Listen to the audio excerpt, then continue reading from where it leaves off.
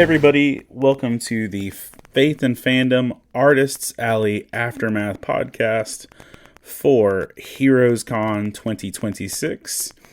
It is my 16th year of Heroescon, minus the COVID year or so and some change. But I've been doing it since 2010. It is my 12th year vending as an artist at Heroescon, and it is one of my favorite shows of the year always. It is the second biggest show I do, right next to it's just smaller than GalaxyCon Raleigh, but different in a lot of ways. But grateful to be there another year, and so going to talk about the highs, the lows, the adventures, and everything else that kind of goes along with being an artist at Heroescon, and the cool things that get to go along the way. If you have questions, if you're on, or by the way, those who are listening, I'm also live on TikTok with this one, so I will stop and answer some questions over there as we're going, or chit chat with some of my friends that pop on. But for me, Heroescon is a 4-day experience. With that, I leave on Thursday, usually about lunchtime. And it was the case for me. I did a little bit of work for RCC, which is my Muggle job. And I drove to Charlotte with relatively no real drama. And in fact, I don't even remember much of the drive. It was just peaceful music and chilling along the way. And it was pretty much a very calm drive to get there. I got to Charlotte about 3-ish and checked into my hotel. Now, hotels for Comic-Cons are always an adventure all by themselves, because you never really know what is going to be like hotel from year to year. When I first started doing this and first starting attending cons, I was doing the cheapest hotels I could find in Charlotte. Usually they were about $60 to be like 5 or 6 miles from the city of Charlotte, maybe by the airport or something like that. And usually they were very crappy. Last year, as some of you may know, I got some extra blessings to be able to have some finances a little bit more so to invest last year. So I stayed in a little bit better hotel, primarily because I thought my daughter was going to be joining me. Because I put my kids through some really crappy hotels over the years doing Comic-Cons. But my kids weren't available, so I ended up with a nice hotel for no real reason last year. But this year I stayed in a hotel called the Residence Inn, which is still a little bit less than half a mile from the Charlotte Convention Center. And in staying there, it was a unique experience in the fact I've never been at a hotel that was 2 hotels stacked on top of each other. So that was kind of funky. The first 5 floors are called the AC Marriott. And then floors, or not just the first 5, from 5 up. Either way, 5, like starting on floor 5 is the AC Marriott. And then floors 14 through 22 are the Residence in Charlotte. So it was kind of funky because like you had to go through 2 hotels to get to one. But either way, I got there, I got checked in, and just kind of unpacked my clothes. I had a cosplay that I was trying to de-wrinkle, and so I did all those things and got ready to go back out to the con. I drove over to the Charlotte Convention Center and parked. And by the way, if you're ever going to the Charlotte Convention Center, the biggest hack I can give you for what to do at Heroescon is to park in the parking lot labeled the green. If you can park in the parking lot labeled the green at the Charlotte Convention Center, that is the absolute best spot, and I'll tell you why. The green is an underground parking deck right below. If you've seen right in front of the convention center, there is a statue of some books and stuff like that. That's the green. There's a parking deck that goes under the green. And here's why this is the best parking deck. One, if you're a vendor or an artist, you can go directly from the parking deck into a elevator that rolls you right in front of the convention center, which is great. Because if you try and do the loading dock at the Comic-Con, it's an absolute nightmare. Not because they run it poorly, but because there's just thousands of people. So one, it's good for vendors, but on Friday or Saturday, if you park your car there overnight, you can leave for free on Saturday and Sunday, because they switch from ticket parking to cash event parking on Saturday and Sunday mornings. So as long as your car is in there when they start that, you can leave for free. So, however that works out for you and your hotels, it's a good option.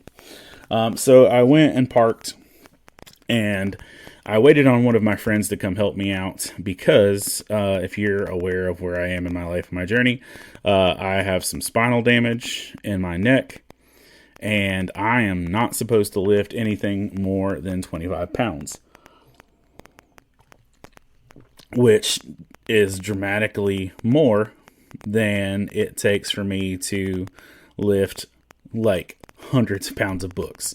So, for what I've been doing lately for Comic-Cons, and for DJing as well, is I will have somebody that is designated to help me load and unload. I will pay a friend to help me. I will pay my kids, whatever else. And so I try to always have somebody with me to unload at cons, just so I don't end up further damaging my spine before I can have surgery in the fall. Because I know full well, literally, that even with me taking it lightly, it can do some pretty funky things to my spine, and I'll lose finger tension or lose the ability to feel some stuff. So I try to not play around when the doctor tells me to do something. So my friend Katie, who also vends, Brett Martin says, just started solo leveling last night. I like solo leveling, Brett, and it gets pretty graphic, but it's also pretty great. In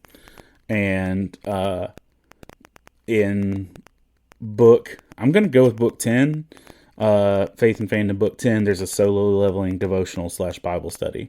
And if you want to read that, it's free to read online at faithandfandom.org too. Or listen to it wherever you get podcasts. But so I was waiting on my friend Katie. She's a vendor at a lot of other cons. And I offered to pay her to help me and give her a badge to be at Heroescon. So, and because I don't need a ton of heavy lifting, I just need help moving stuff in and out of my car into the show floor. She got lost trying to get there. Just not even like to Charlotte, but just around the parking decks, because it is easily to get lost around there. And after that, went and loaded up. Because we got there a little bit late, it did not go as quickly as I wanted. It took me relatively it took a while. Let's say we got into the convention center about 5:55, got badges, and then went to go start setting up. We had to be out by 8, and I did not finish setting up. I had maybe 35 to 45 minutes left of setting up. Now, this is also a completely different setup than I've ever done before, because one, I had 2 tables at this show, which is expensive. One 6-foot table, I think by memory, because I had to pay for this a long time ago. One 6-foot table is $350. So I think I paid close to $700 for my table space. Again, had a little bit more freedom to be able to do that because got some financial blessings to help along with Faith and Fandom this year. But setting up 2 tables, and not only did I have my normal setup, I also had my first fiction novel that I wanted to separate from the rest of the books and almost look like a completely separate booth. I didn't have that much space, but I definitely was able to put like a distinction between where Faith and Fandom was and where the Attorney, the Dungeons and Dragons book was. Got mostly set up, wrapped up, and got out of there in time so they wouldn't yell at us. And then right outside of the convention center is a pizza place right by the green parking lot as well.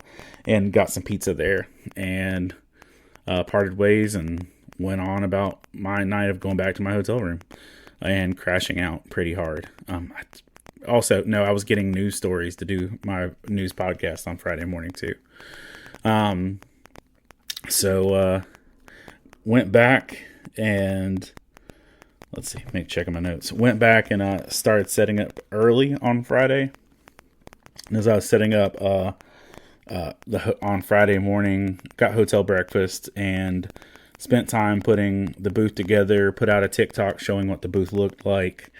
And yeah, I also was really grateful that it's an easy, not get lost path from the hotel to the con. Because honestly, where I stayed at last year was kind of confusing sometimes, and I feel like it was a longer walk, even though technically it was a shorter distance. Either way, but went and set up, and they let VIPs in an hour early, so VIPs were coming in at 10 o'clock, and the show was going. Had the booth set up, and I'm not 100% happy with how the booth was set up, just because I didn't know what I was doing and setting up for 2 book sections and chunks. I had it very lopsided that it was mostly all of Faith and Fandom stuff and then a space where I sat and then the D&D book. And so if you weren't looking down, you wouldn't have seen me. And there was a couple times people were like, "Where's this guy at?" And I was like, "Oh, I'm here. I'm just down here." It's a big difference between 6 feet and 12 feet. It really is. And, but got set up and ready to go. Started drawing sketch cards because my sketch cards are some of my favorite ways to engage with people. And, while I was, sketching, my first customer for the day, was a friend named Corey. Corey came by. And I was the first one to buy the Attorney, my Dungeons and Dragons book. And I had a neat promotion, or at least I think it's neat. It's neat. I'm going to say it's neat, canonically speaking. I brought my dice tower and I bought 100 dice, D20s, and had them in a jar. And if you bought my Dungeons and Dragons book, you got to roll a D20, and whatever number you landed on was the percentage you got off of your whole purchase. So if you bought other stuff, you got like a discount on your whole purchase. I also learned that it was a really stupid idea because I did not want to have to do that much math that early in the morning or any day really, because there's a big difference between 10% and 13% when you're trying to do math on the fly.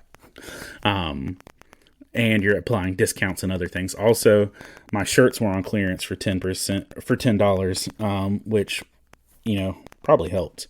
Made it a good day. But Corey was the first one to get the Attorney. There's a dude named Kevin Smith, not the Jolly Fat Man. It's a different Kevin Smith. He's one of the dudes who always comes by my booth. He's always supportive. He brought a bag of what he calls Christmas crack, which is pretzels with white chocolate and M&Ms, and he's brought me a bag of this stuff every year for at least the last 3 years, maybe 4 years. So Kevin brought me some snacks, which was my breakfast that morning after breakfast. He also brought me a book called Mixtape Theology, which is a devotional based on Christian music from the 90s. I have not got to look at it yet, but he did bring it to me, and that was pretty cool. Let's see. Another interaction I had pretty early on Friday is a gentleman came by and he grabbed a handful of like 3 to 4 books. And he told me that he's in ministry. He's been in ministry his whole adult life. And that his child has grown up watching him in ministry, but his child never took any interest in the stuff that he was doing. And it was hard for him to get him to connect with the Bible, with church, or anything of that nature. But he said that he got him one of my books a couple years ago, and he actually reads those and connects well with them, and he wanted to make sure he had a complete set. And that's very humbling to be part of somebody's journey like that. But also, I understand sometimes you need outside sources for your kids. When my kids were younger, they thought I was cool, and they listened to, like, my oldest daughter, who's 18 now, used to carry around my first 3 books in her backpack to school every day for no good reason. Now, could not be bothered, could care less. And I don't blame her, because you're a teenager and I'm your dad. And I really do think there's something to the effect of letting kids find their path and their footing outside of just what you're teaching them. So kids need the freedom to actually find where and why they believe in the stuff that they do. So getting a part to be somebody else's journey, to be able to be a part of that, was really encouraging. And hi, Milk. And but yeah, that was a really good interaction with that. I also got to see Will Rose from Systematic Geekology, which is another nerdy, Jesus-y ministry. You can check out Systematic Geekology on all the places. But Will Rose is also a campus minister at UNC Chapel Hill, which is where my daughter is going to be going to college in the fall. And so I made some connections with him, to be on the lookout for my daughter, and he was pretty excited about that. And then another cool Friday interaction was a couple came by that was just really into D&D, and the balance of their relationship and stuff that we got to talk about was pretty neat as well. One of my favorite people that come by Heroescon every year is Michelle and Heather. And they're just some of my favorite people. They're most encouraging. They're most supportive. They will come to this show specifically just to see me. Hey, Benny and the Jets. They will come to this show specifically just to see me. And I am really grateful for it. They bought a bunch of stickers. They bought books. They did all the things. Michelle made me a magnet. She said she left it at home. And I understand, because I do that stuff. And but Heather had made me a whole bag of friendship bracelets that said, I'm wearing them now, and I posted a picture of them on my socials earlier, but it says resist with hope, rebel with joy, and rebuild with love. And she brought me a whole thing of bracelets to be able to give out to other people. So I thought that was really neat, and I passed a lot of them out pretty quickly, and people were pretty excited about it, to be able to connect with and get on that level. So was really grateful. When I talked to Corey earlier in the morning, since he was the first person in my booth, I said, hey dude, by any chance, are you going to get anything signed by Jeff Loeb? And Jeff Loeb is one of my favorite creators of all time. Jeff Loeb wrote the story Hush, which was my favorite Batman comic, but was also the comic that got me into reading comics again for the first time as an adult. He's also responsible for Jason Todd / Red Hood coming back as a character. He also wrote the show Heroes. He directed but executive produced the Daredevil live action show. He's responsible for a lot of things you probably love and don't know about. And this is his first time ever doing Heroescon, and or even being in the same building or state as me. And at Heroescon, usually there are just people who are very popular and they have endless lines. People like Scotty Young and now Daniel Warren Johnson and stuff like that. And I just assumed that Jeff Loeb was going to be one of those endless line people. And so I asked Corey if he wouldn't mind going, and if he was going to see Jeff Loeb, if he wouldn't mind taking one of my books with me so that he could get it signed for me. But he wasn't going, and I totally understood, and I wasn't trying to ask anybody else to go be in line on my behalf. But one of the things that happened was like maybe an hour or so later, Corey came by my booth. He said, "Hey, Jeff Loeb is spelled with like a PH, right?" I'm like, "Yeah." He said, "There's no one at his line." It wasn't a couple hours later. It was exactly at 11. And here's why I know when it was. The comicon was very clear, making announcement after announcement, that if you were a vendor or an artist, you were not allowed to get in line during VIP hours. If you got in line during VIP hours, they're going to kick you out. And so, like, I wasn't trying to get in line, but he found me as soon as it turned 11 o'clock. He said there's 2 people in his line. And just like that, I literally grabbed my books and I ran over, and I got to meet Jeff Loeb. I got 3 issues of Hush signed. I took a photo with him. And that was pretty great. It's one of my comic legends that I got to meet face to face, fist bump him because he didn't shake hands, understandably so. But then one of the things I also just want to say is he's much older than I anticipated. Now, granted, I should have known he was an older person. He wrote The Long Halloween, and he's been doing stuff in comics before I've been reading comics. I should have known he was older, but he's old. And I don't say that in an offensive way, but I'm realizing I've been criticizing this dude on comics podcasts recently, and I didn't realize I was criticizing an elderly man, and I felt a little bit bad about it. Because I've been complaining about the book Hush 2, mainly because I care so much about Hush 1, and I was pretty disappointed in myself when I realized he was older, and I was crapping on him for his writing, and he's old, and I will now shut up about complaining about his writing for the rest of my life. Or at least while I'm being recorded. But meeting Jeff Loeb was cool. Another person I got to interact with was a dude named Lunchbox Isaiah, who has recently started a family, and he brought his baby to the Comic-Con. Which is just weird because watching these people grow up for whole generations is weird to see them get a family, but it's pretty cool just to see that happen. Another thing that happened that I was not prepared for is the fact that one of my coworkers from Robinson Community College showed up and was like, "What are you doing here?" And I'm like, "Well, what are you doing here?" Because at the community college I work with, most of the people don't have any clue what I do. Like, they don't know me personally. They don't know that I write. They don't know that I've published or done any of the things. Hey, Amanda.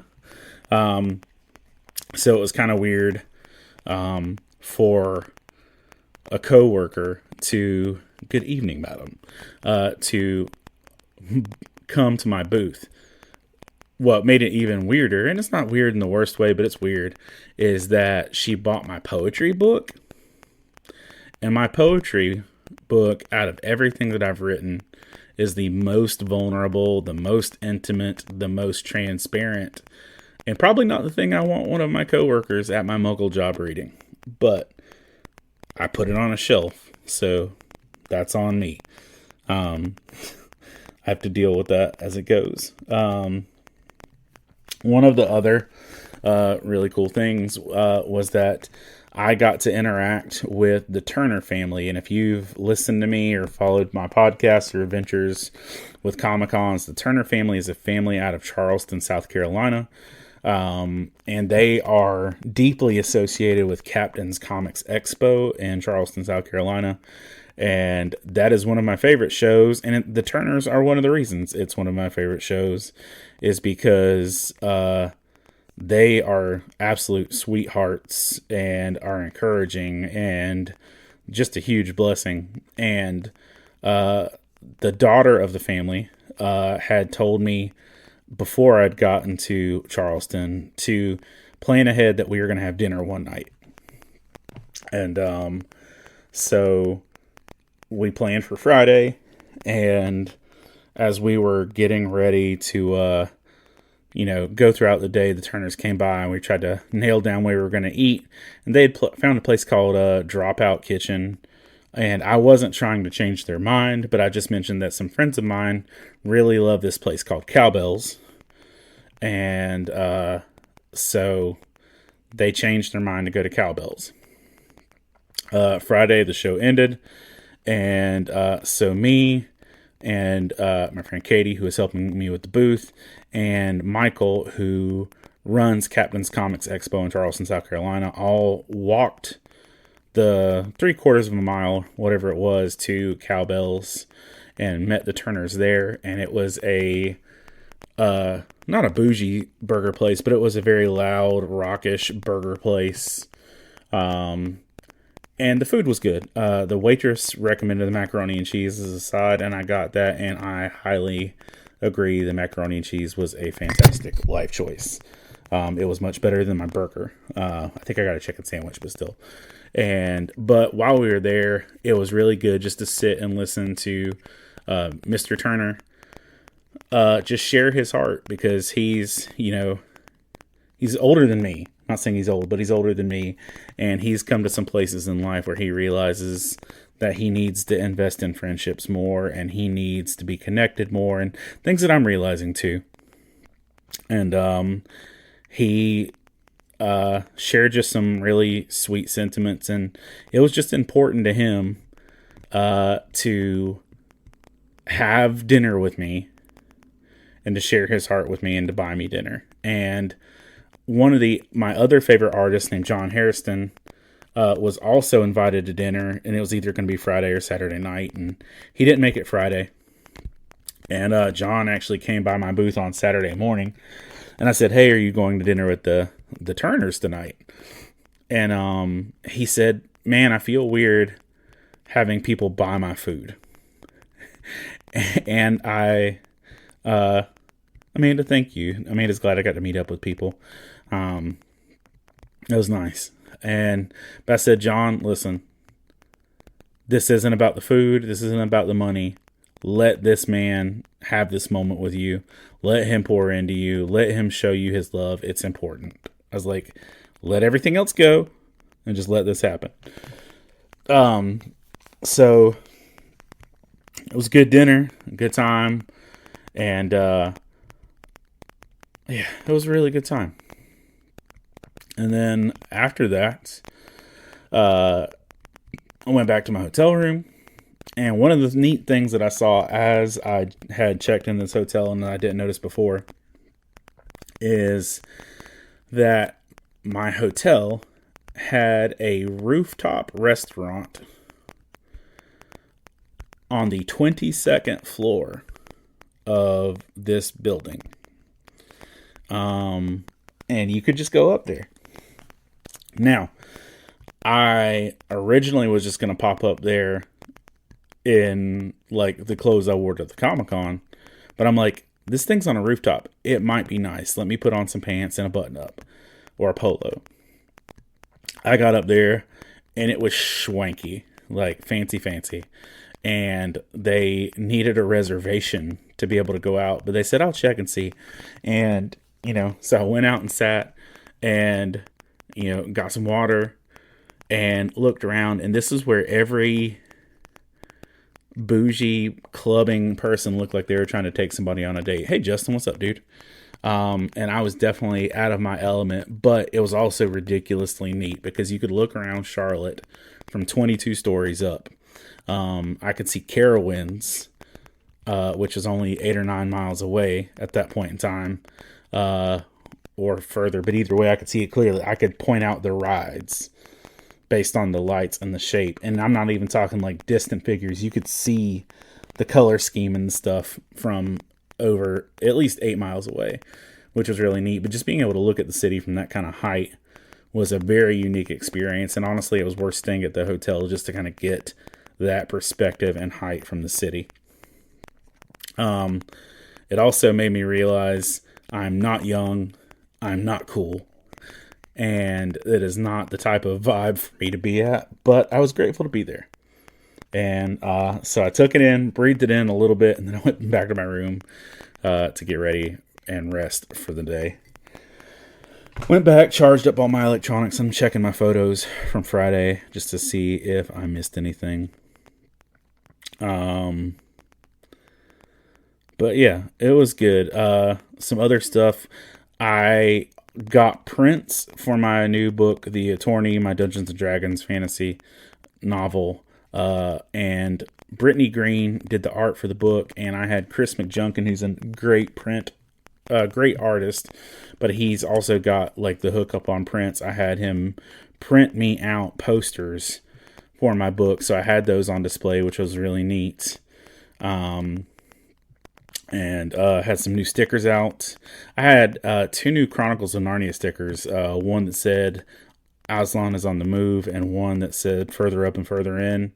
The one that said Aslan is on the move, everybody loved. That was very popular. The one that said further up and further in was not as popular because you actually have to read the books to know that reference. And so you kind of got the vibe of who really knew this stuff and who didn't. But it was still cool. And let's see what else. Make sure I wasn't missing anything from Friday. But it was a good day overall. Friday was solid. Like I said, the Turners. I drew Vash the Stampede that day. I drew Office Skeletor, which was fun. And I drew the main dude from Shangri-La Frontier. That was pretty cool. But yeah, so Friday was good. Very big, long day. Saturday was right back at it. Nicole, what's up, homie? I'm just talking about my Comic-Con experience for the weekend. But Saturday was good. Added Max and Roxanne sketches to my sketchbook. The dopest cosplayer I saw all weekend, or cosplay couple, was there was 2 Doc Ocks walking together. One was the Alfred Molina Doc Ock, and one was the Catherine Hahn Doc Ock. And both of those were fantastic. And the Alfred Molina Doc Ock, his tentacles, man, like went 10, 12 feet high. They were massive. You can see the photos on our Facebook. One cosplay on Saturday that was really dope was there was a lady dressed as the princess from The Neverending Story, and she had a Falcor wrapped around her, which was super dope. Elizabeth Norwood is one of the most consistent and kind cosplayers that I've come across in the cosplay community. And yeah, that one was really good. Elizabeth always has a prop to go along with her cosplays. And so she was dressed as a Resident Evil officer, or an RPD agent. And she brought me a green herb container, like from Resident Evil, which I promptly dropped and busted. And if you look on my socials, you can see a jar of broken green slime. And I left it broken sitting on my table because it looked cool. But she came by later and gave me another one.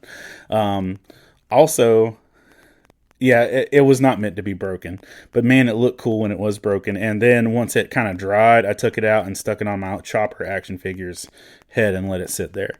I will say that one of the things I was disappointed with this show was that I love free run, and in preparation for cosplayers, I brought an entire bag of like 100 tiny books to give free run cosplayers a tiny book because she likes grimoires. Not a single free run cosplayer that I saw the whole weekend, which kind of sucked. But it is what it is. I drew a Elbaf Luffy.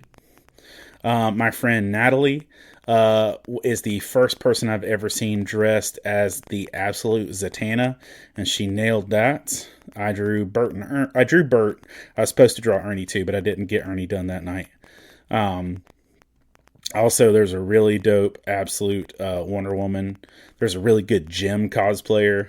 And some of the folks that I had talked to the day before who were really encouraging came back dressed in cosplay as well. So as Thor and Scarlet Witch, there's really good Artemis and Red Hood. Yeah, it was a good time overall. And I wore my Hobbit outfit. I have a Hobbit button-up shirt, and I wore a Hobbit cloak over it, and just kind of was a chill, almost Hobbit cosplay for Saturday. Saturday was good overall. Lynn Turner brought me some snacks from a French restaurant, Amelia's,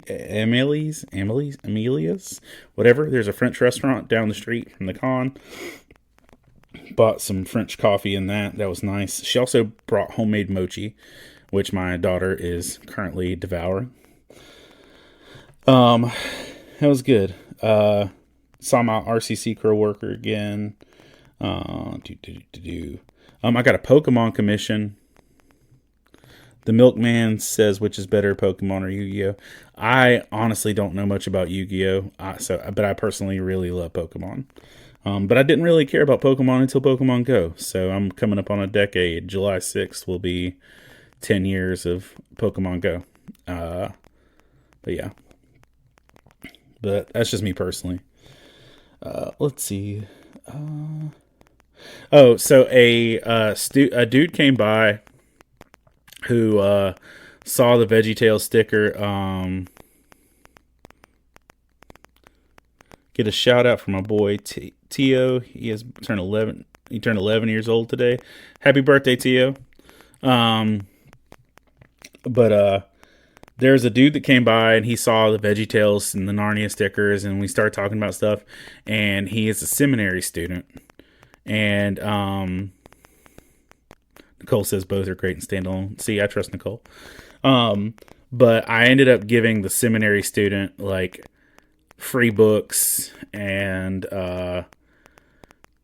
just whatever resources I gave him free stuff. I can't remember all the things. And but the dude was telling me about his seminary and that he and his wife or fiance, my brain is kind of fuzzy at this point, are of different denominations and both in ministry. So it was a different, it was just interesting with that.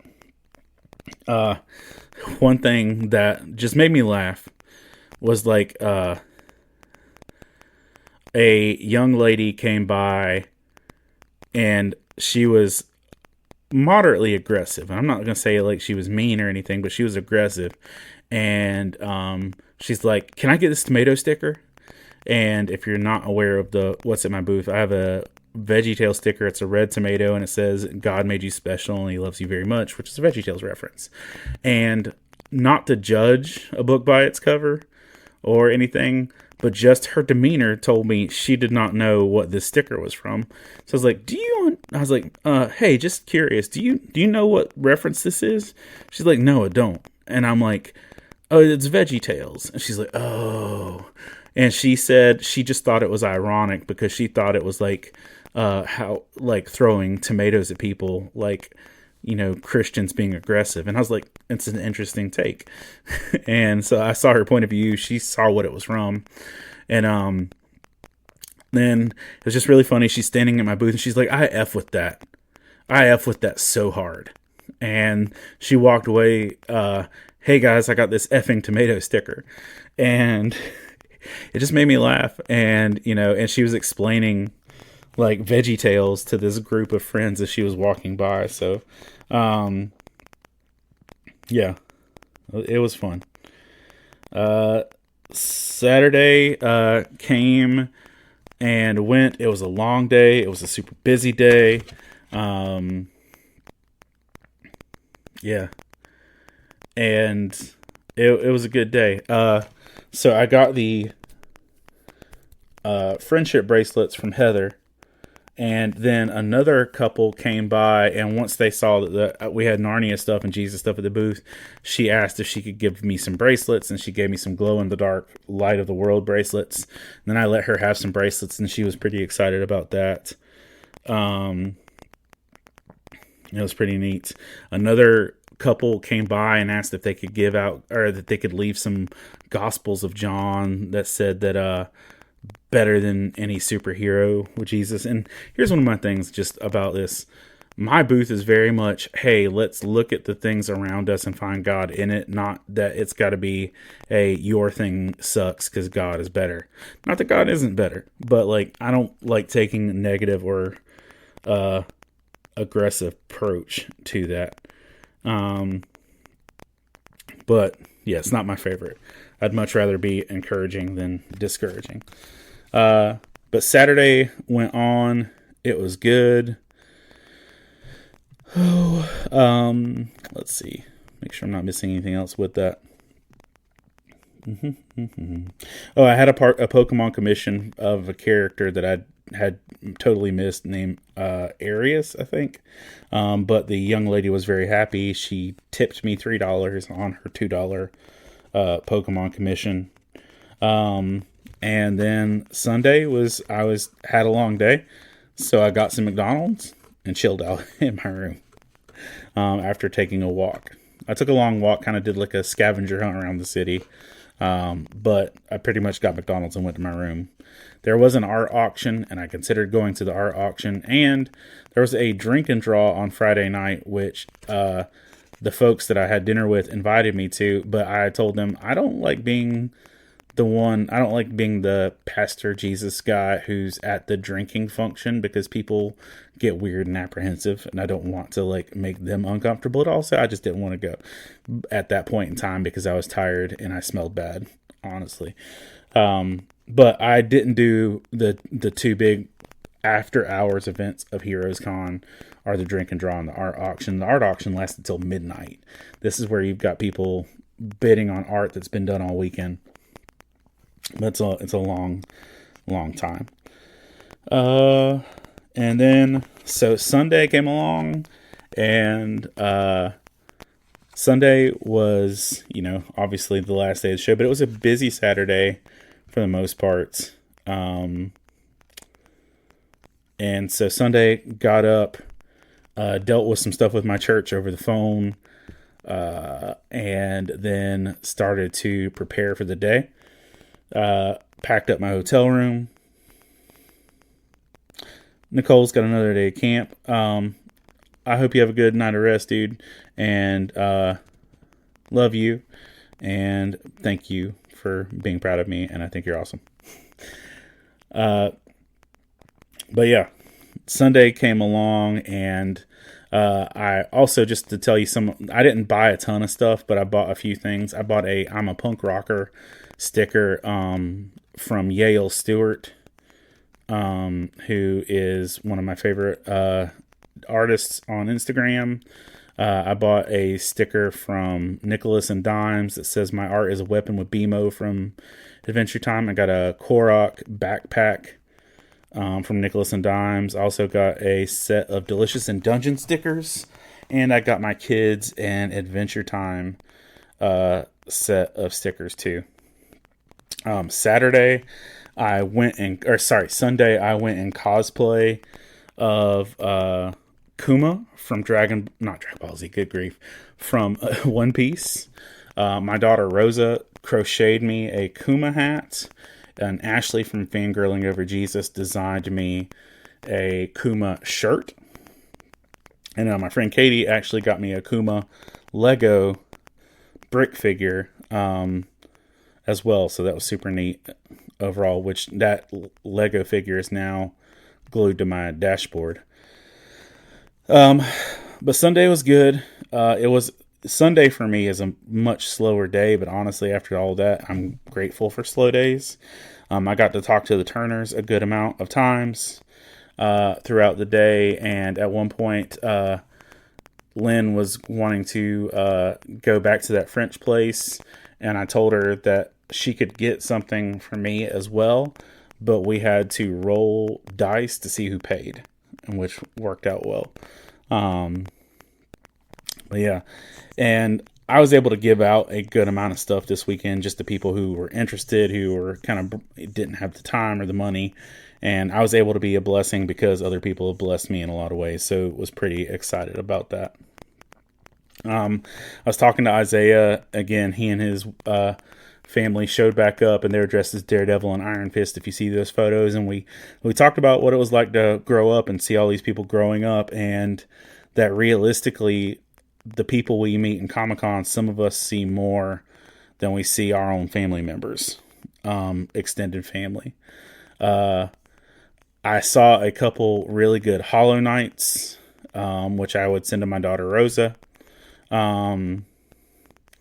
I saw a really good Rock Lee. Or it might have been Guy. No, it was Guy Sensei because he had the vest. I saw a really good Guy Sensei. There's a good Waluigi. We had a good conversation as well. But I got a good amount of compliments on my Kuma cosplay, which I was pretty excited about. I couldn't find my Bible because it had fallen under the table, so I used the attorney book instead of my Bible for it. But overall, it went well. Packed up, and had a good evening with her. Had a good day with it. When all was said and done, and I got packed up and eventually got out, I stopped at a restaurant in Matthews called maybe Cantina Louis, something like that. Really good Mexican street food. And overall, I think that's a lot of the show. I know I'm missing stuff, and I know I'm forgetting stuff. But people were blessings. I got to bless other folks.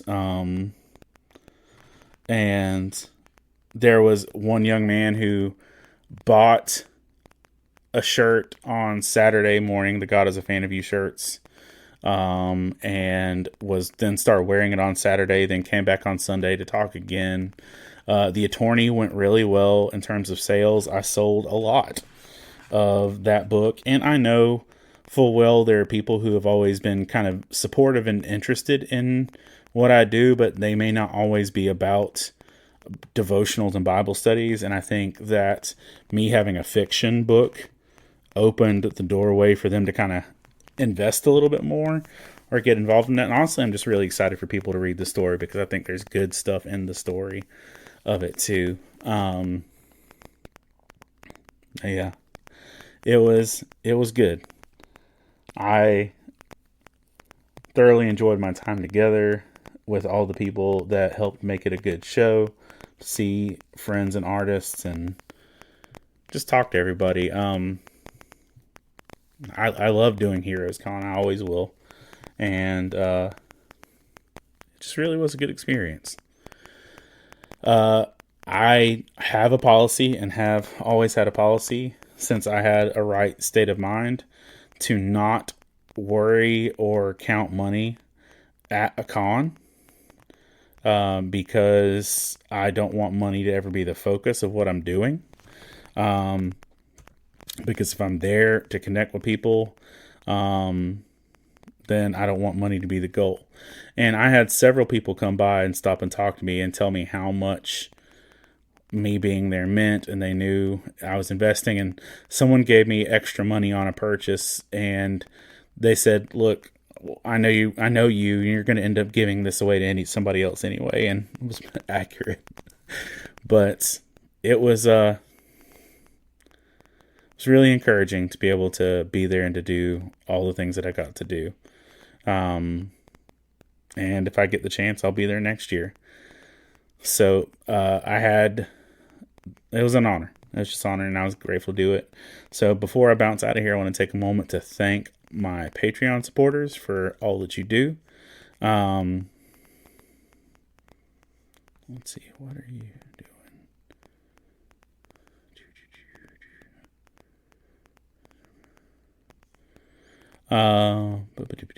Podcast partner. Okay, cool. Sorry, new stuff up in my thing.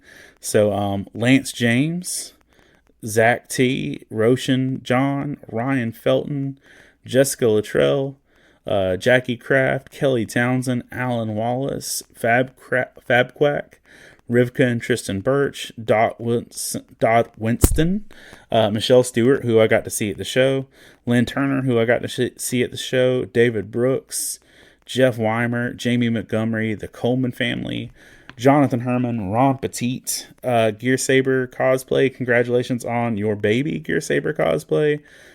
I'm excited for y'all. Scott Ward, Alicia Glenn, Jason Crutchfield, Mike Perna, Zach Karras, Caleb Grimm, Jeanette Skaggs, Jason Bullock, Sarah Lewis, Patrick Gale, Rebecca Godlove, and Adam Davis. Thank you all for being the support and encouragement that you are.